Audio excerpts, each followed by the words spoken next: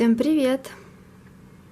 Сегодня я снимаю отдельное видео, можно сказать, ответы на вопросы по поводу цветоносов. Почему фиалочка долго не зацветает, что влияет на закладку цветоносов, и появятся ли на одном и том же месте повторно цветоносы. Это главный, пожалуй, постоянно задаваемый вопрос. Вырастут ли с одного и того же места, с одной пазухи заново цветоносы?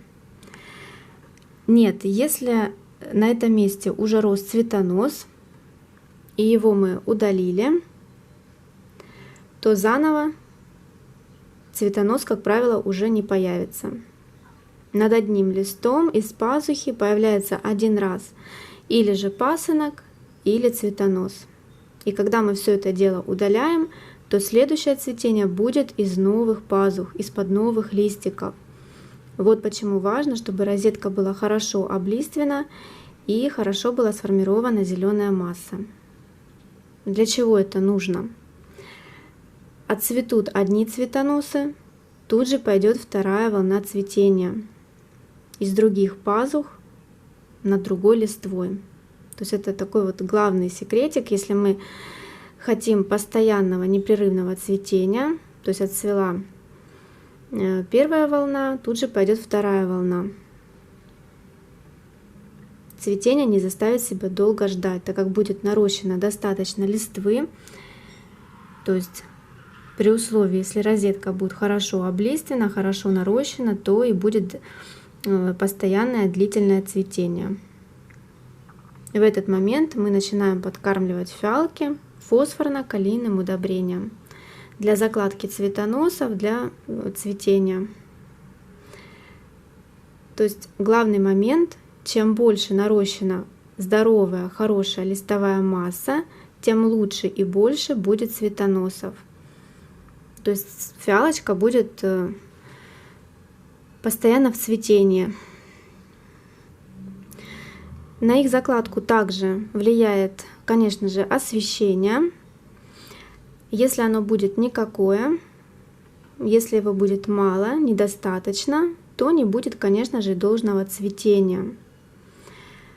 Если это искусственное освещение, то примерно 12 часов оптимальная длительность подсветки. 11-12 часов я их подсвечиваю. Если на подоконнике растут фиалки, то как раз с весеннего периода идет активная закладка цветоносов, когда световой день увеличен, где-то по октябрь месяц. Зимой, когда световой день уменьшается, естественного освещения фиалочкам не хватает, то, конечно, и цветение будет не такое обильное, не такое длительное. В дополнение к освещению важна также подкормка, как я уже сказала. Если мы хотим цветения, то должны подкармливать фиалочки фосфорным удобрением. Без удобрения фиалкам не обойтись. Но в жаркий летний период, в сильную жару я фиалки не удобряю. То есть специально я корневую не нагружаю в летнее время года.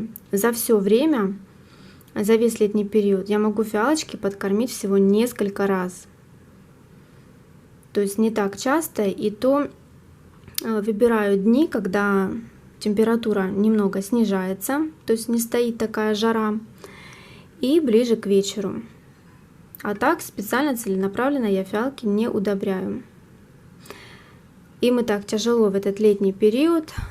Я рассказывала уже, как я помогаю фиалочкам перенести этот жаркое это время летом.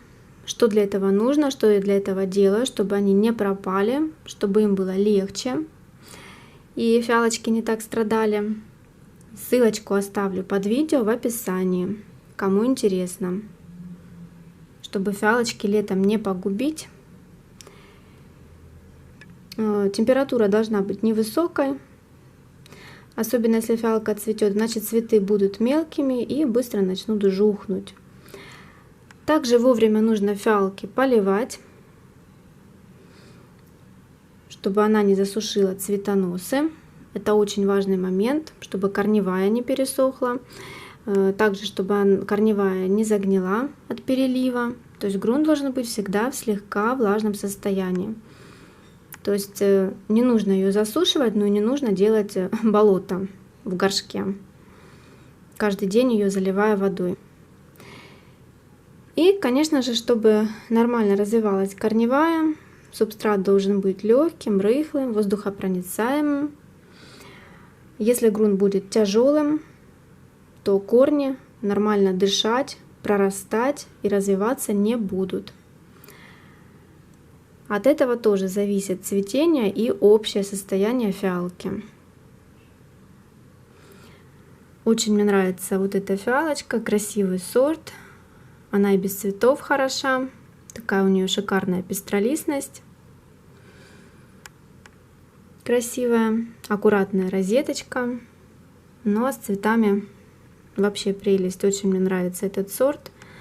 Такие розовые цветочки. Очень нежный, нарядный. Вот такая у нее нарощенная листовая. Симметричная розеточка. Достаточно листвы. Эта фиалочка уже цвела. И это уже ее второе цветение. Сразу же она выпустила вторую волну цветов.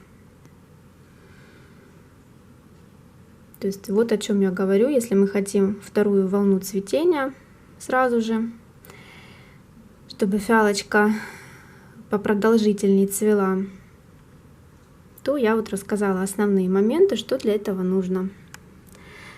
На этом я буду заканчивать это видео. Всем отличного настроения, пышных, красиво цветущих фиалочек и до новых видео. Всем пока!